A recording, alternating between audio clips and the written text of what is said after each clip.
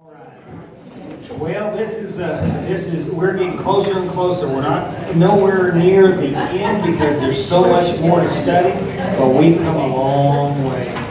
I went ahead and gave you the outline at the top just so you can back up and see it just as easy. This way you see it on the same page. Chapter 15, the entire chapter was a preparation for the bowl judgment. So chapter 15 is a setup. Then as we move into chapter 16, the voice comes from the altar and says, "Go pour out your 7 bowls." So the instruction is given for what follows. Bowl number 1 was the sores. Bowl number 2 was the seed became blood. Bowl number 3 was the rivers become blood. We covered that last week. And then bowl number 4 was the sun scorches the people unmercifully. As you see, we display our bowls. I finally got that done, so we have your artwork up there. And so look for someone tonight that has not done their artwork yet and would like to do it. Who has not done one and would like to be angel number 5? Angel number 5. Doesn't it just depend on what they're going to pour out? Yeah, it depends on what you... No, you can't. You got to read and then find out. Who wants to be number 5? I know. Are you volunteering? Oh, you've already done it. I know. Come on. I need a volunteer. All right, Sherry's going to do it. All right, I'm going to let you read verse 10 and 11. I'll bring you Every time I this. volunteer to do one of these things, it's always about a prostitute. That's So I right. have to You have to look at it. So I know it's not about that. And those of y'all that weren't here when we did the letters to the 7 churches, that's going way back then. But yeah, you're safe on this I'm one. scared to volunteer. All right, you go ahead and read verse 10 and 11, nice and slow and loud, and I'll bring you your bowl for your artwork, all right? And the 5th angel poured out his bowl upon the throne of the beast, and his kingdom was full of darkness, and they gnawed their tongues for pain, and blasphemed the God of heaven because of their pains and their sores, and repented not of their deeds.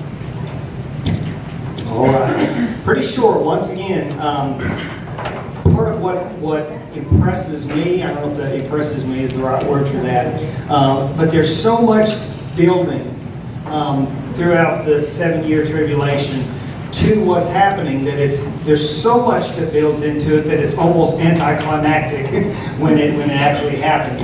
Especially when you're studying it as we have, when you think about the time that we've taken to kind of study each aspect. However, we have not been at this 7 years studying this, all right? We've been at, what, so many months or something. We've been 8 months, 9 months or something like that. And so as we've studied this and kind of progressed along, we've seen so much that has happened and we've studied it. And again, to me, and I'll say it again, I'll be saying this probably for forever, this has helped me so much by going verse by verse, and even though I could have kind of talked through it in general terms, to see the intricate details of what's going on here in each aspect of the tribulation. Usually you kind of build up to the tribulation, and you go boom, boom, boom, there's tribulation, Battle of Armageddon, and then you go into the millennial reign, and you can just really fly through the bigger picture. And so going this way has really kind of solidified it in my own mind. To what's going on. All right, so verse 10, the main thing that happens in this bowl of wrath is that darkness comes upon the throne of the beast. That's your fill in the blank. Darkness comes upon the throne of the beast, all right?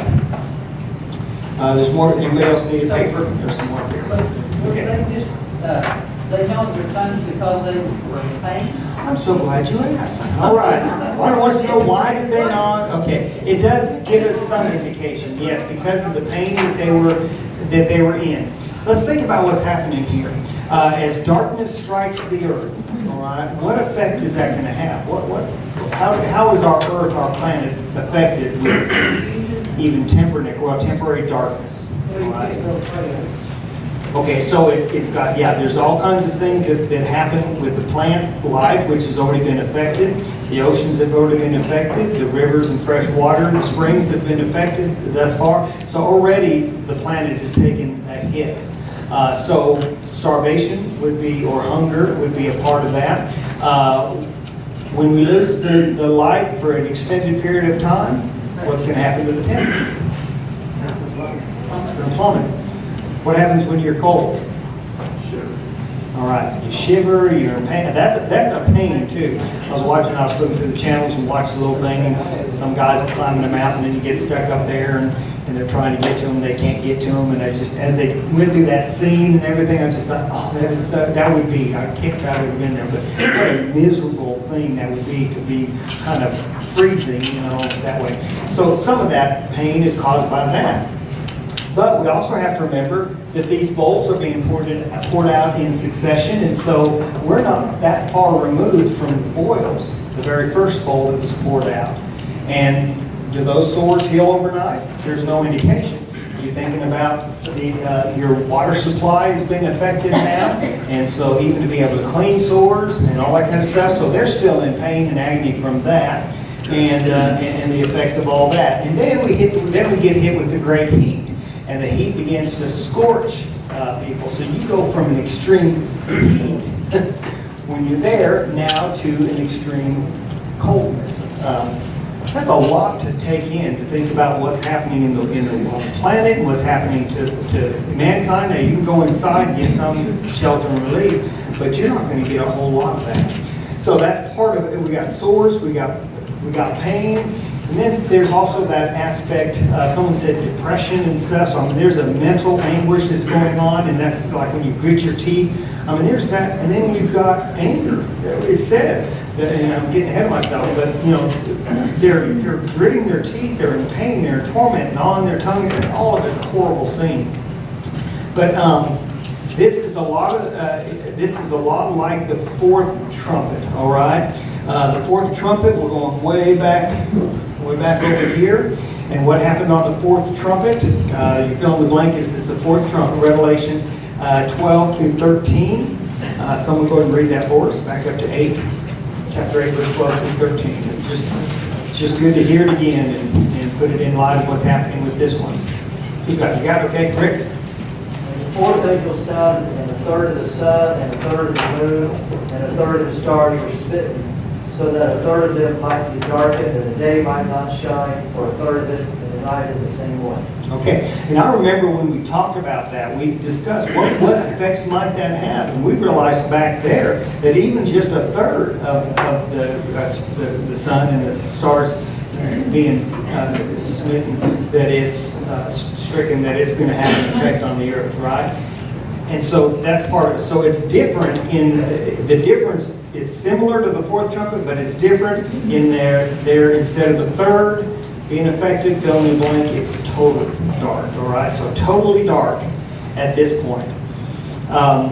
We'll hold on to that thought. I don't want to spill all the beans right at one time. But another aspect of that we see, and I enjoyed going through it this way, to take the time to look back here and in history as well, because it reminds us this, I'll say early on, why only a third back here? And why not just go ahead and do the whole thing like you did there? Why do you think maybe just a third?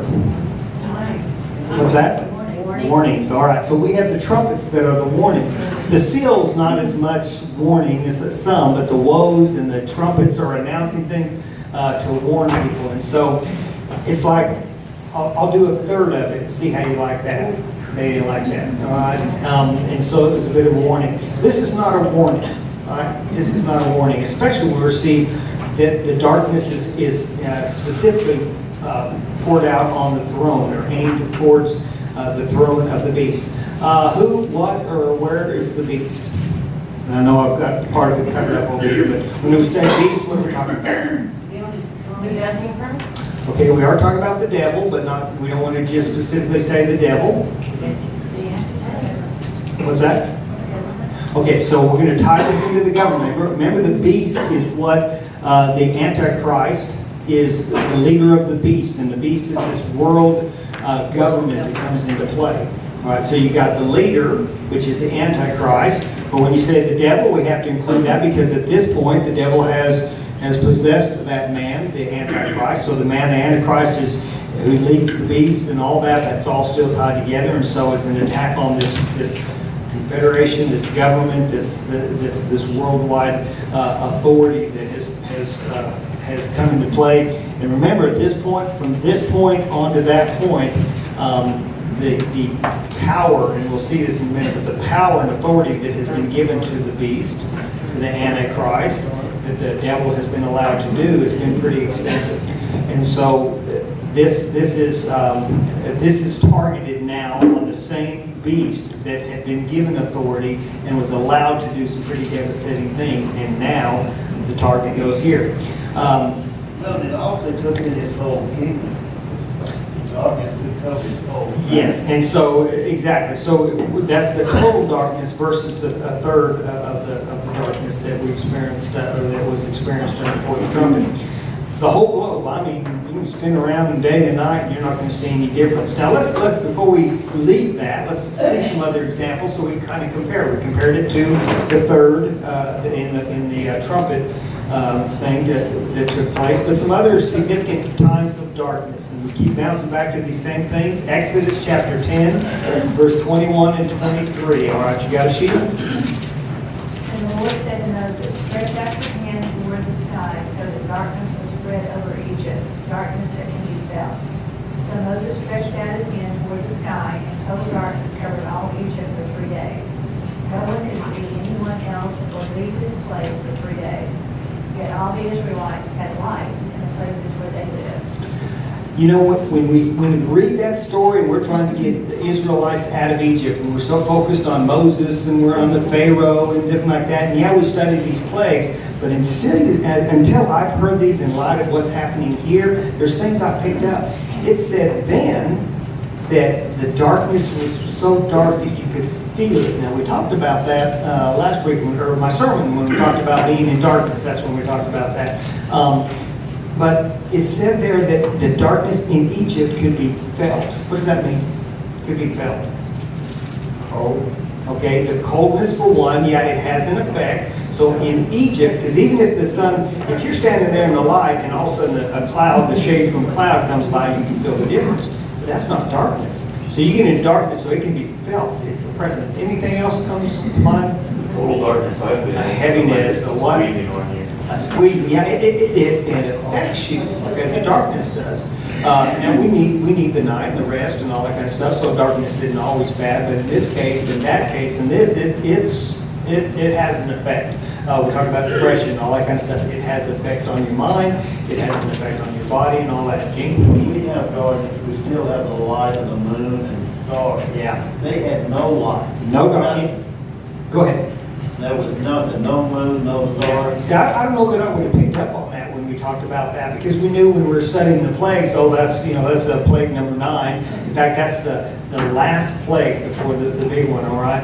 And so to me, when I study that, I kind of get the bigger picture and I don't get this detail. It said there that they could feel the darkness, and it was so bad that they couldn't even leave their homes or didn't leave their homes. It was that dark. That's the Egyptians. That was the Egyptians. That's Israel. Okay, so we got a couple things. One, we have this is over just the land of Egypt, which is a big area, okay, but it wasn't the whole planet. So it's not going to have that same kind of effect on the planet that didn't back there with Pharaoh and all that. It was just meant for Pharaoh and his people to wake up and sense what darkness was felt like and let my people go. All through those plagues, you keep hearing Pharaoh goes, okay, just stop it, and we'll let you go. And then he changes his mind. God hardens his heart, and he doesn't do it. So the other thing we have is not only are they feeling darkness, but God allowed the Israelites to have light where they were at. Okay? Yes, exactly.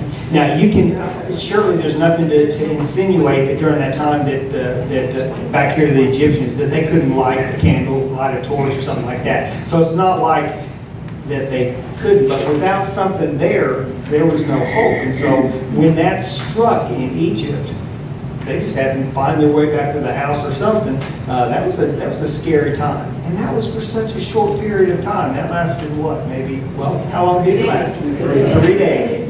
3 days. All right. So we have again a partial darkness targeted at, we'll say the enemy, but targeted at a specific people. for the purpose of trying to get their attention. So it's a little bit more like the warning, that kind of thing. And it lasted for 3 days. 3 days is a long time, but not as what we're talking about here. They threatened to go back to Almaco. Yeah, that's the scary part. Sure, you're out in the field, you're out of town, you're even just anywhere trying to, in total darkness. That'd be pretty scary. Okay, so that's that example. Yes. That's all right. There is. There's one right up there. Can you hand us that Bible right there? Betcha. That's all right. She lost her sword and lost its battle. That sword will never lose its battle. Yes. All right. Very good. All right, so we're ready to move on. We got this example of Egypt, which is keep going back to the things. Yes, question.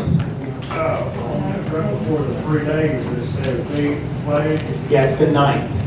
The ninth plague. Plague number 9 on Egypt.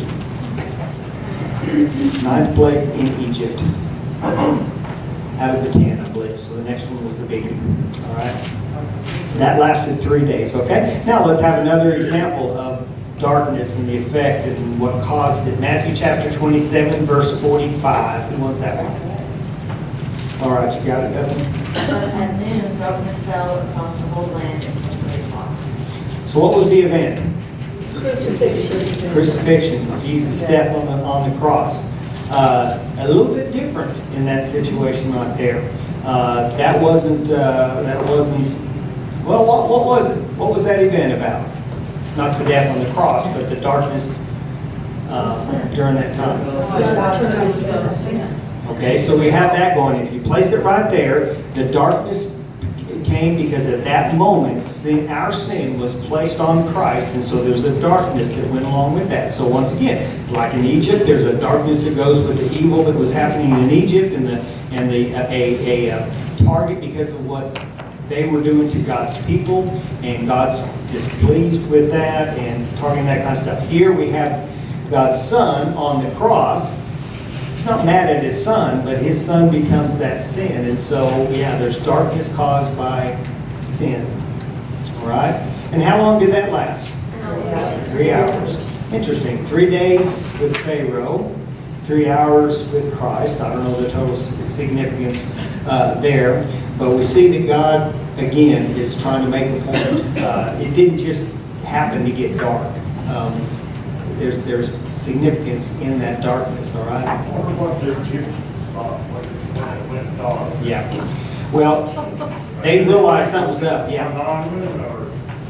Yeah, well, they realized that all these things were happening with that. By that time, at the 19th, they had all the other things happening and stuff. You have to realize that they are recognizing what the God of those people, the Israelites, was doing. And so, again, it recognized them. Now, did the people repent, convert over to Judaism? No, certainly not. So they, even recognizing God was doing that, still did not create conversion. So we're talking about here, we got a warning here, but that wasn't done, the warning was not convert or you'll spend eternity in hell. The warning in Egypt was let my people go. You're gonna let my people go. And so darkness struck and they recognized God was doing it. They didn't have to have another explanation. They knew what was going on. Pharaoh knew what was going on, he just was stubborn. He would not do that. These people are stubborn. We're going to see the same kind of thing happening in those times that are happening here. Once again, Christ died, took upon the sins of the world, and that turned mankind automatically to God. All right, so the evilness and the darkness of sin and the heart apart from God is evident internally, and it's evident externally as well. Listen to Amos chapter 8, verse 9. It says, "And in that day, this is the declaration of the Lord God. I will make the sun go down at noon. I will darken the land in the daytime." It was prophesied that would happen. That's Old Testament. That's prophesied in Christ that would happen. And the effects would be there. And so it should not have got anybody off guard. I did not give you this scripture. Are you ready for a scripture I didn't put in your outline? Write it down right underneath that Amos scripture there. And someone read it if you would. 1 Thessalonians chapter 5, verses 1 through 11. If you'd like to look that up here for us. You ready? Ready? Got it? Come on, readers. 1 Thessalonians 5, 1 through 11. All right, you got to read it? Now, brothers, about times and dates, we do not need to write to you, for you know very well that the day of the Lord will come like a thief in the night. What people are saying, peace and safety, destruction will come on them suddenly, as labor pains on a pregnant woman, and they will not escape. But you, brothers, are not in darkness, so that this day should surprise you like a thief. You are all sons of the light and sons of the day. You do not belong to the night or to the darkness. So then, let us not be like others who are asleep, but let us be alert and self-controlled. For those who sleep, sleep at night, and those who get drunk at night. But since we belong to the day, let us be self-controlled, putting on faith and love as a breastplate, and the hope of salvation as helmet. For God did not appoint us to suffer wrath, but to receive salvation through our Lord Jesus Christ. He died for us so that whether we are awake or asleep, we may live together with him. Therefore encourage one another and build each other up, just as in fact you are doing. All right. So that's not a scripture that talks about these events, but it talks about this darkness and the tie of that into sin, and the fact that even as believers, sometimes we can live as though we're in the dark, and we're not. We're children of the light. And so there's a darkness, a sin that the world has that God must judge, because He is a holy God and He's a just God. But if He can forgive, He wants to. And so if we allow Him to forgive, then He forgives us, and Christ dealt with that on the cross too. But even there, the effect was seen with light and darkness and all that. Okay? Now, here what happens is, from what we've seen at the other 4 bowls being poured out before this one, God now directs His attention towards that beast. All right? He turns His attention towards the Antichrist, as you're filling the blank there, all right? And the system that's set up, the authority that had been given, and all that kind of stuff, God now attacks that, all right? He demoralizes that. He has an effect on this worldwide government. Otherwise, He would say, this was poured out on the people with the mark. Remember, that's what we've been hearing. This was the ones before this were specifically targeted towards those who had taken the mark of the beast and had worshipped his image. And so it was towards those people. But now this is directly affecting and targeting this worldwide government. However, who's paying for that? I mean, who's suffering? Everyone is suffering. All right? So the target, as I put it on there, the target is the throne of the beast and his authority, as you're filling the blank there. It's his authority that's been targeted. He was allowed, he was given a certain amount of authority, a certain amount of power to do the things that he's been allowed to do, but only because God allowed him to do that. And the same God that allowed him to come on the scene, remember he was given a bow? The Antichrist he was given a bow. That bow was given to him.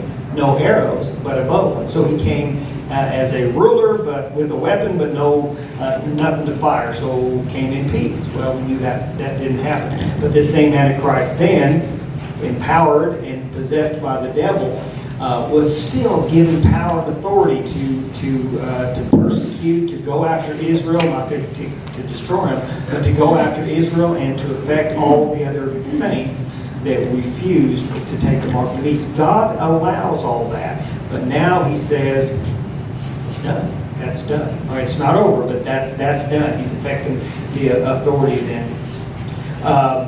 And the result of all this that takes place, the darkness, the pain, the suffering, the chewing your tongue, and all that kind of stuff is happening all over the planet, all over the face of the earth, and yet what is the result?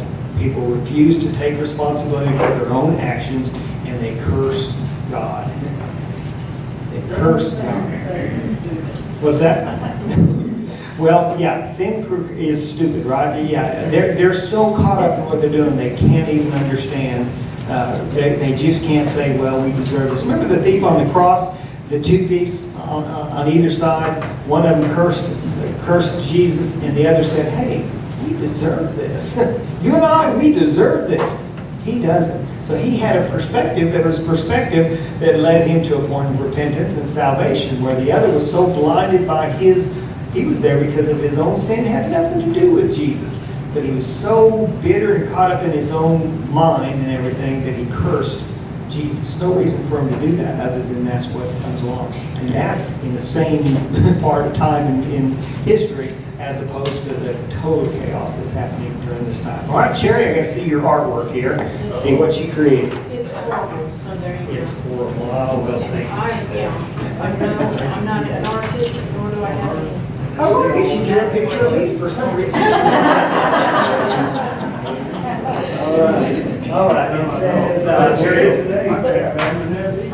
she got it right on the part. She says, there is no God. So that was the result. Darkness. I hate God. I hate to say that word, but that's what they were saying. They cursed him.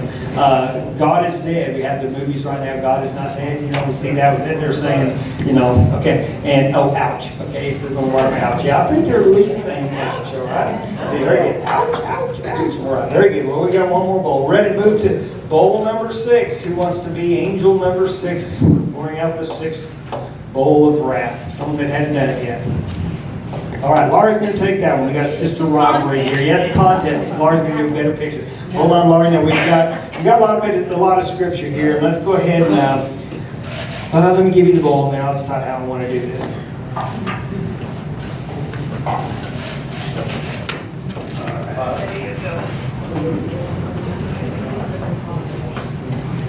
All right. Because I don't always do it this way, let's go ahead and read 12 through 16, the whole thing, and then we'll back up and take it a verse at a time. All right? So listen to the scripture. This is the 6th, the next to the last bowl being poured out. It's got a lot of stuff, a lot of details along with it. A lot more so than most of the ones that we've read about so far. You want me to read it for him? But you can. Got to draw. Oh, she's busy drawing. She's already drawn it. She must have read ahead or something. All right. Okay. All right. 12 through 16. 12 through 16. And the 6th angel poured out his bowl upon the great river Euphrates, and its water was dried up, that the way of the kings of the east might be prepared. And I saw 3 unclean spirits like frogs come out of the mouth of the dragon, and out of the mouth of the beast, and out of the mouth of the false prophet. For they are the spirits of demons, working miracles that go forth unto the kings of the earth and of the whole world to gather them to the battle of that great day of God Almighty. Behold, I come as a thief. Blessed is he that watcheth and keepeth his garments, lest he walk naked and they see his shame. And he gathered them together into a place called in the Hebrew tongue Armageddon. Is that right?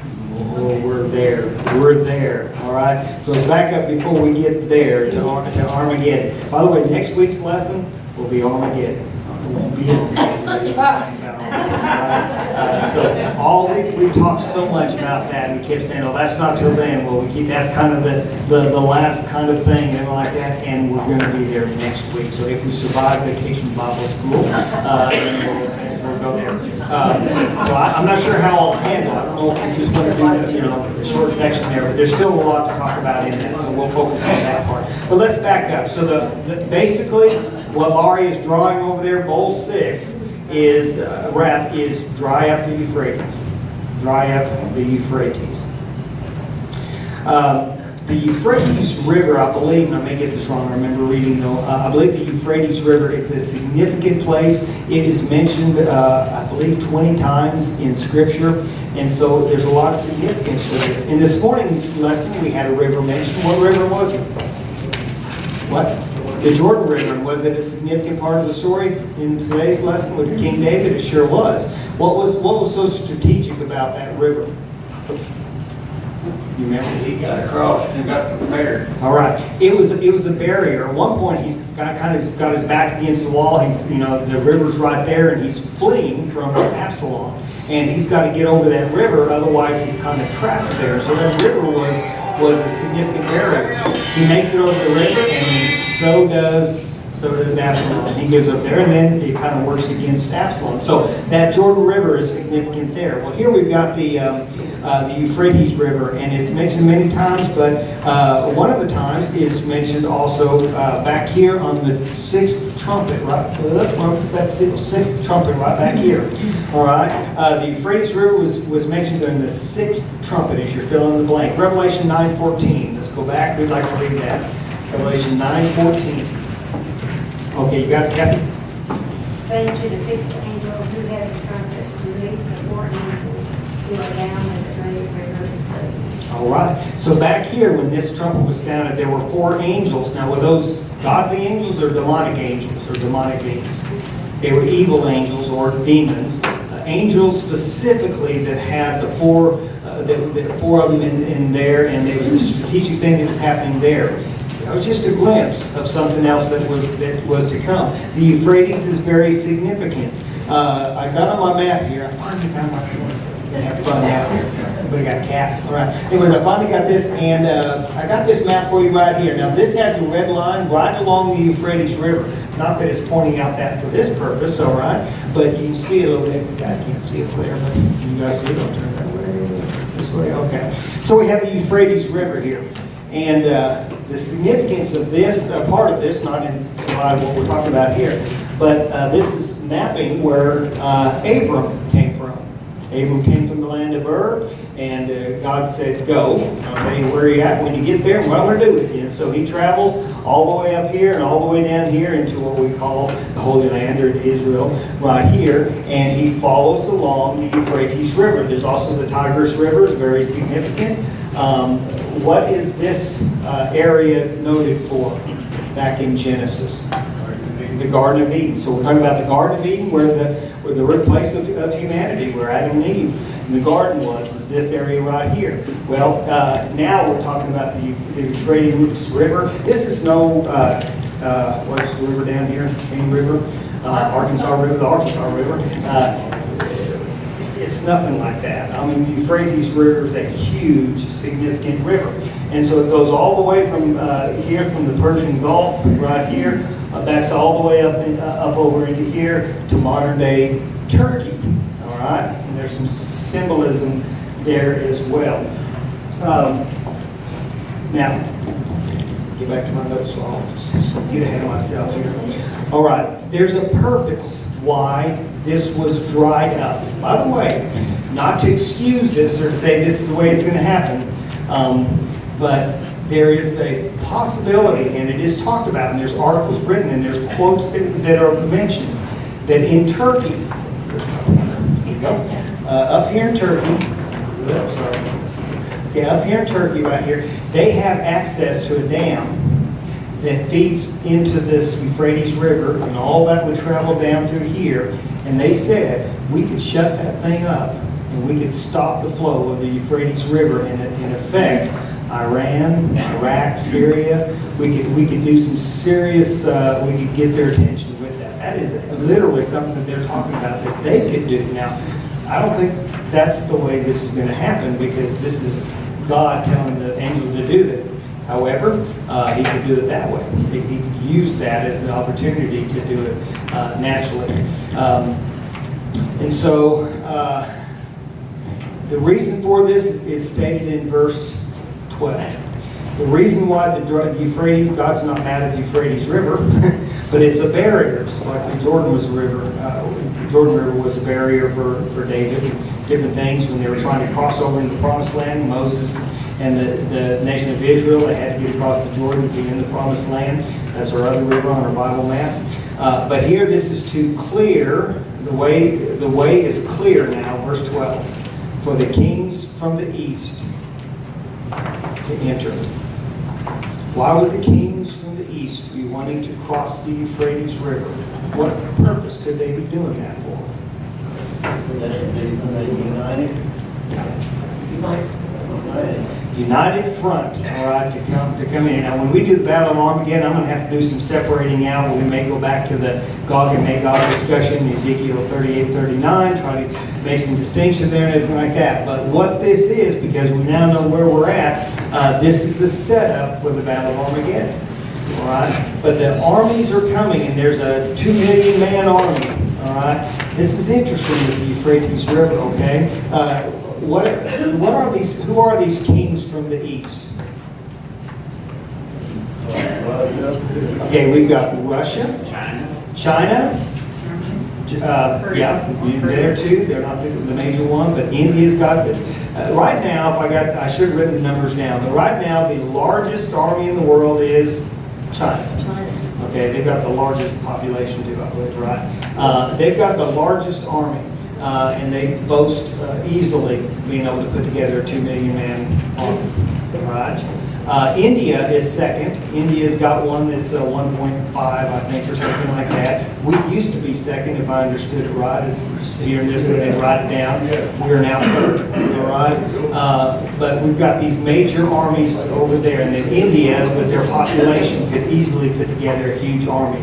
But these are the kings from the east. Now, why are we talking about kings? What is that significant? Is it just other countries?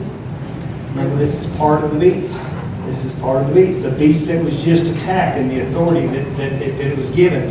And so they're again trying to come together to destroy Israel. That's what their goal is. All right. There's a lot of stuff going on.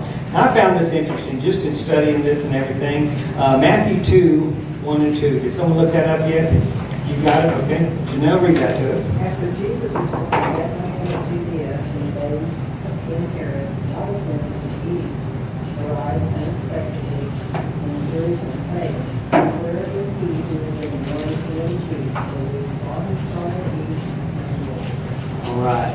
Kings, wise men, not kings, maybe not, but wise men came from the east, and they traveled to see baby Jesus. That would be in the future when that was written, in the past from where we're talking about in our future here. So I'm going back to the future. But anyways, interesting that those wise men came from the, I always thought that was an interesting part of the story of Jesus' birth and childhood. And of course, he was probably 3 years old or so when those wise men came. But that always just seemed out of place to me. It's just kind of interesting. I wonder if that's not a little bit tied into this, or the thought of that the significance of them coming. Yes, sir. The west is another Mediterranean. Yeah, Mediterranean. And the southwest, most of the population was. Yeah, in the south would be the desert, Jamon, you've been to the Negev desert, right? South of Jerusalem and everything. So you got desert, you got the sea. So this over here, all the way to the Euphrates River. Now remember this as well.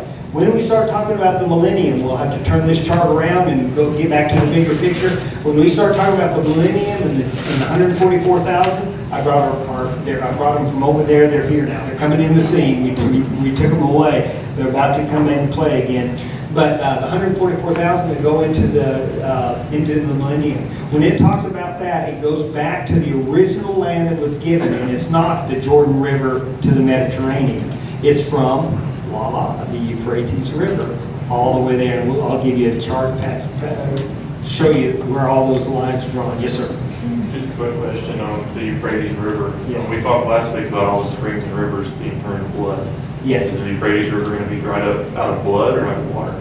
That's interesting. It would be blood if it's still flowing. Again, we don't have time frames on these to say it lasted a day or 10 days. If it still goes on, if they're still in pain from the sores and the sunburns and all that kind of stuff, there's no reason to think that the water's not continuing to be blood.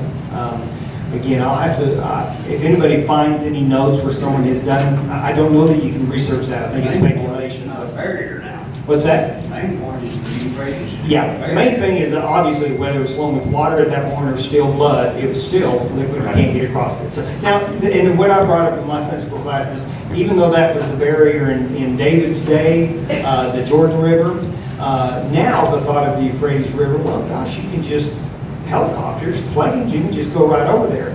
But it's about the people. It's the 200 million big army that's coming and all that kind of stuff that's got to get across there. You can't get that many helicopters. So, okay, other question or comment?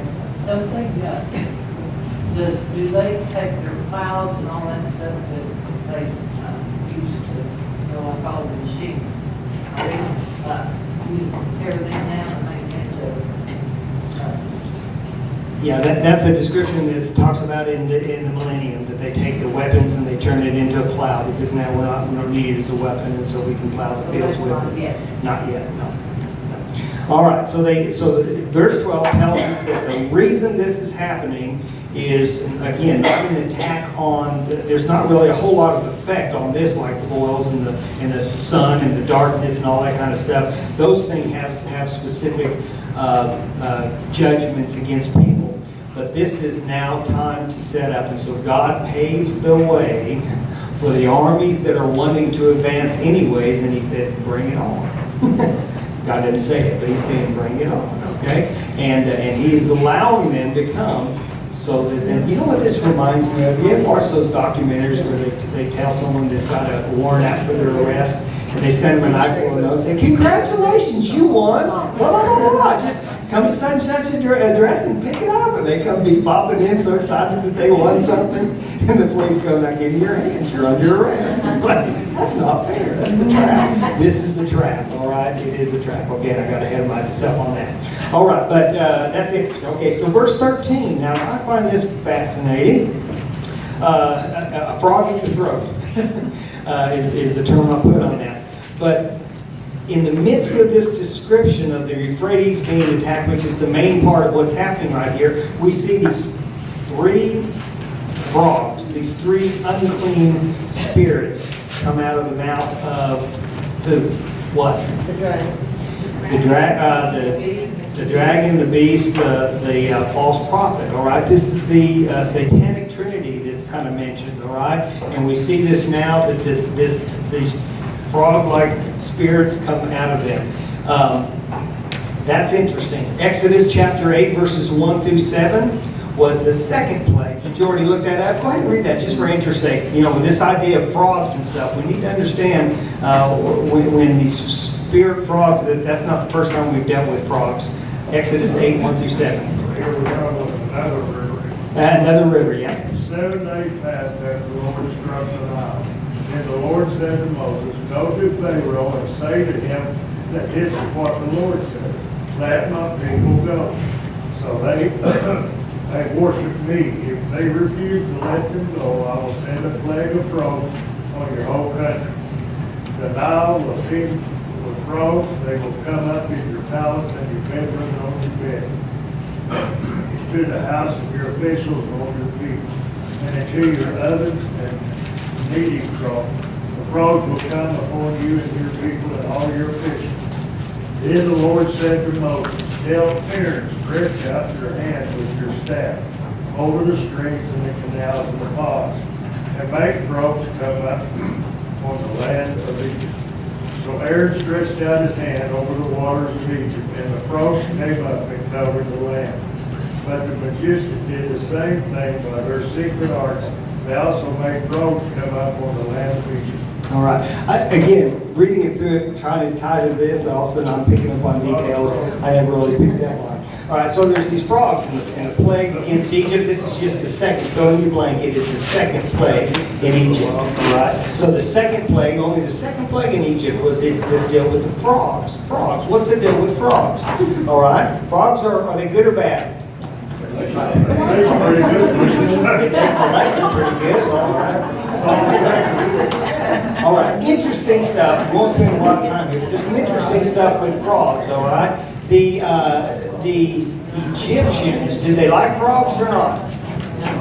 They did. Actually, they worshipped.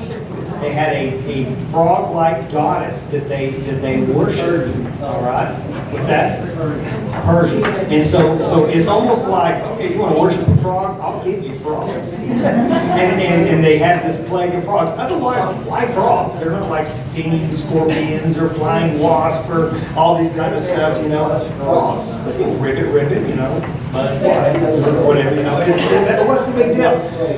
But I never picked up on that. It's so fascinating that they got all these frogs, and they said it got up in everywhere, where they sleep and in their bed, in their houses, and where they're cooking, and got into the dough and all kinds of. It was just horrible. And then it just cracks me up thinking about it that the magicians go, that's nothing, we can do this. So they get more frogs. What do you need? What's the least thing you need when you're swarming with frogs is more frogs. So the Lord says, okay, go ahead. add insult to injury. I don't know, it's kind of fascinating, all right? But however, to the Jewish mind, frogs are unclean. They're gross. They're down in the mud. They have a different perspective on them than the Egyptians. But too much of a good thing for the Egyptians, and there was that plague.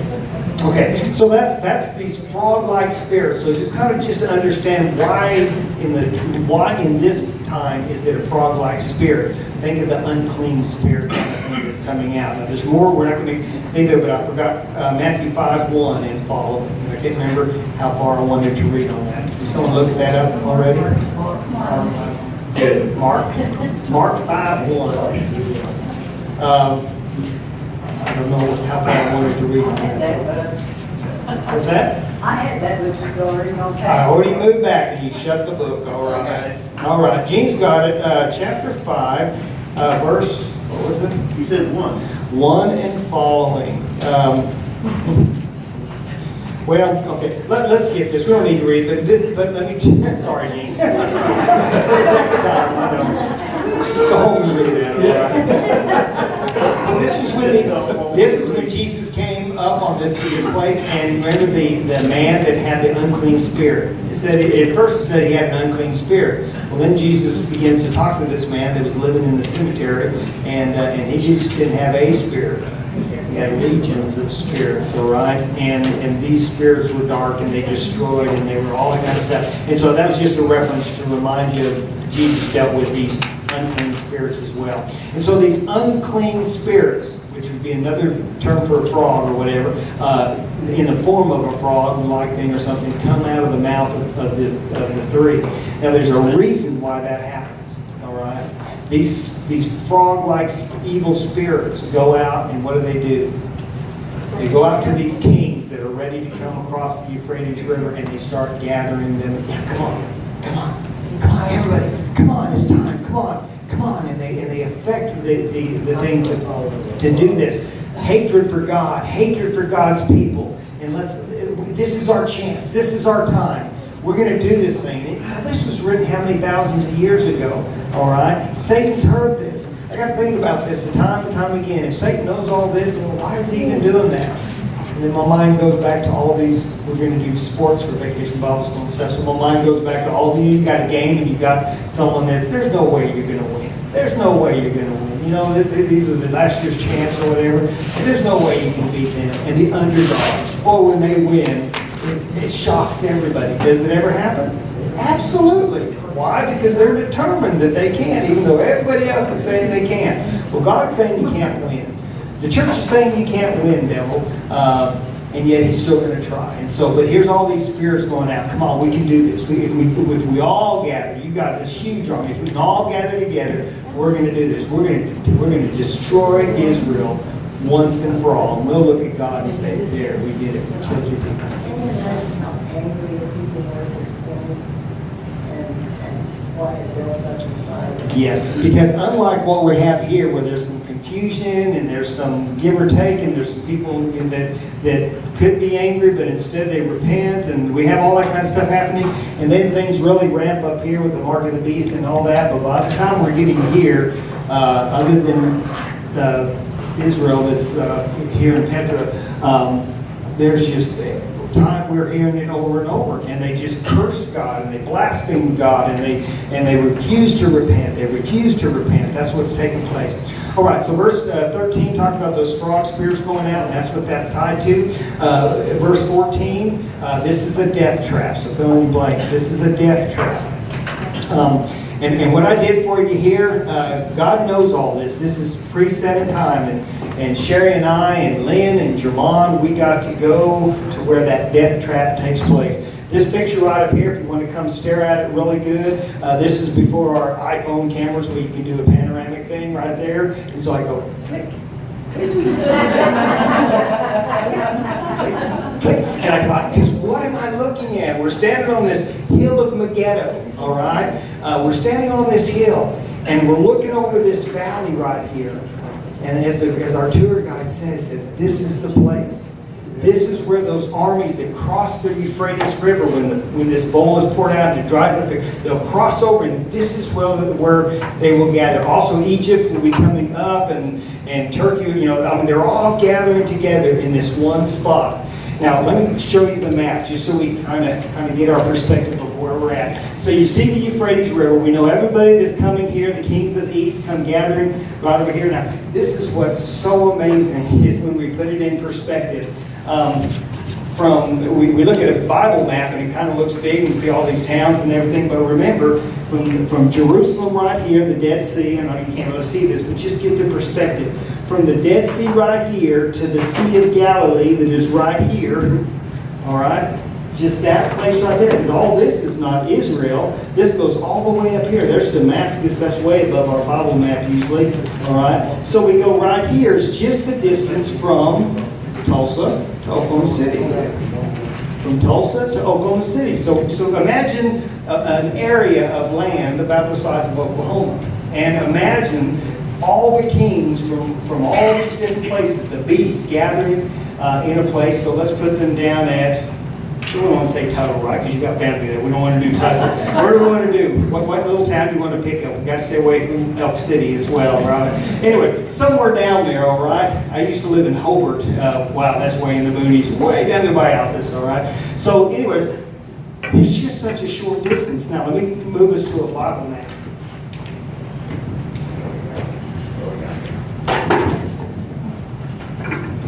Where's my high-tech map? There we go. All right, now we got a map. Now remember, that I just went like that right there is from here, Jerusalem, to about here, the Sea of Galilee. So that little gap right there is just here, Tulsa to Oklahoma City. Now we've got Megiddo is right here. So you got Sea of Galilee, where Jesus' ministry all basically took place. You got the Mediterranean Sea. We talked about being a barrier there.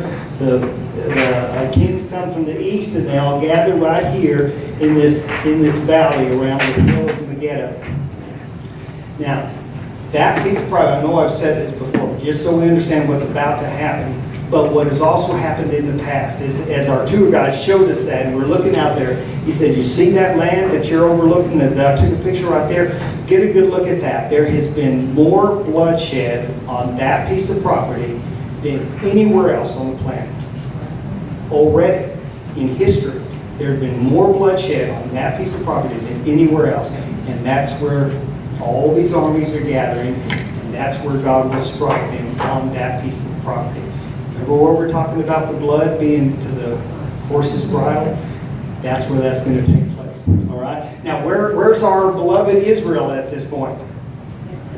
They're in Petra. I kept always trying to look for Megiddo down here, because I know that they're down in Petra, and so I've been down here in Petra. All right? So wherever Petra is on this, it doesn't say Petra on this map, but where Petra is down here, obviously, the Battle of Armageddon, they don't ever get to Israel. They're gathering at Megiddo to get their game plan, to go to Petra, where God has been protecting them and feeding them and giving them fresh water, which they don't have. And they're gonna march down there and get them, and they never even take a step towards there. And we deal with what we're going to talk about next week. Okay, so that gives us a little perspective on the significance of the Euphrates River, the trap that's being set up, and it mentions there that this is a preparation for, and I already gave that away. This is preparation for Armageddon. Fill in the blank. You want to know how to spell it? It's in the Bible or on that last one, number 16. I want to give it to you. All right. By the way, I need to double check this because I've said it a million times. Armageddon, the valley of Megiddo. And yet, as I'm researching this, it's actually Armageddon is the hill of Megiddo. So understand the hill that overlooks the valley. That's where it all takes place. All right. So they do gather in the valley, but if this takes place, the perspective is where I'm taking that picture from. All right. By the way, I make a reference, and this really goes into this is in verse 14. It says, as these spirits go out, these evil spirits, it did mention that they were the spirit of the devils. And so I'm going to give you those Greek words. The first one is demons, plural, whereas the second Greek word is devil, singular. So this is not the devil going out, causing these kings to come in. It is demons that go out. All right, so whether your translation says demons or spirits of devils, or whatever. It's talking about demonic spirits that go out and help promote. They are the ones that are bringing about this trap that God is going to use them. God could do it anyway. He didn't have to trap them this way, but he just lets them all gather together. And that's what My happens. God, they were performing miraculous signs. Yes, and that happened back in Egypt too, with the frogs. That's why we keep looking back there. These magicians were able to do signs. So these spirits, demonic spirits, are able to conjure up and perform miracles, which is for what purpose? To show they have power and authority and they can do things, all right? Because they're under attack as well. And so it's the devil's way of trying to say, you're still on the winning side, don't give up, don't give up, we're going to do this, we're all going to come together, and we're going to, once and for all, we're going to do what they said can't be done, and we're going to do away with God's people. Started with Abram back in traveling the Euphrates River. Since then, he created this great nation that ended up in Egypt, or became a great nation in Egypt. God brought him back to the promised land and has done all this. And this is back where we started from. All right. Verse 15 is so familiar in terms when we're talking about Revelation, because it says, Jesus says, I'm coming like a thief in the night. All right? A thief in the night. That gets so confused, and don't worry if we get confused with this. I've always thought of that term as this right here. You know, that term is the rapture, that he comes like a thief in the night. Can that be tied to that as well? Absolutely. Because when does he come? No one knows the day or the hour. Like that is going to happen. Now, this term, the thief in the night, his second coming, when he's talking about I come like a thief in the night, now we're not here yet, but he's making reference to what's about to happen. Armageddon still has to happen. The seventh bowl still has to be poured out. We have all this other scripture to talk about, but he's talking about his second coming, his actual return to the earth, which is when he comes and conquers all the armies and the people of the earth and all that. And at that time, he comes as a thief in the night. There's a warning. There's an interesting thing here.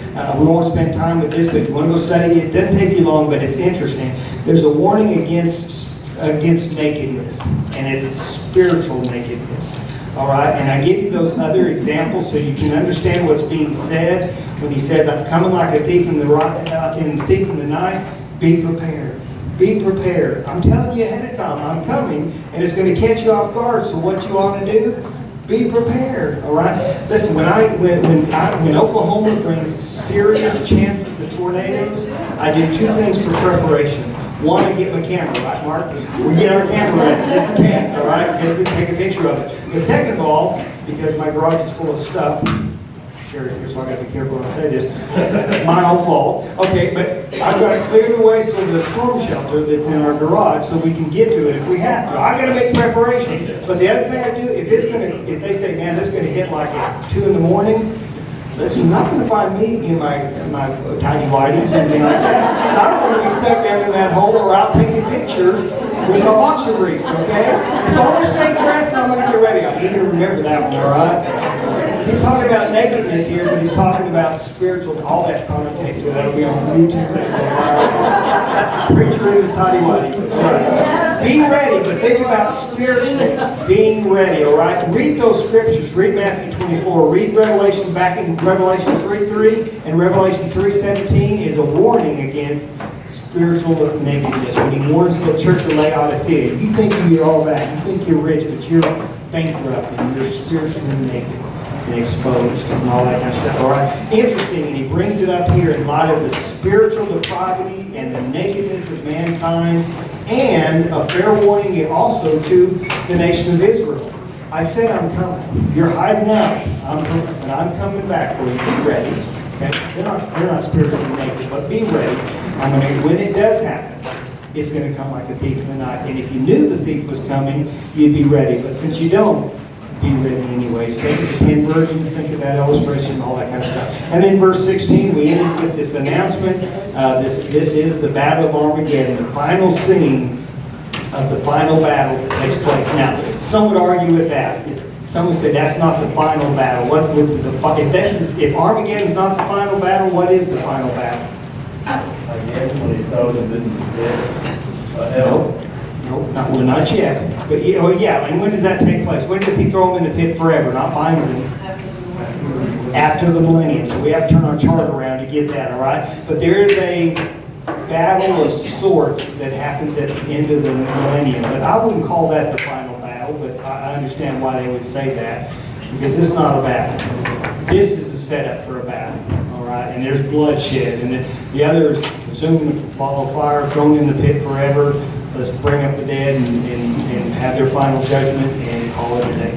All right, so next week, Armageddon. All right, let's pray.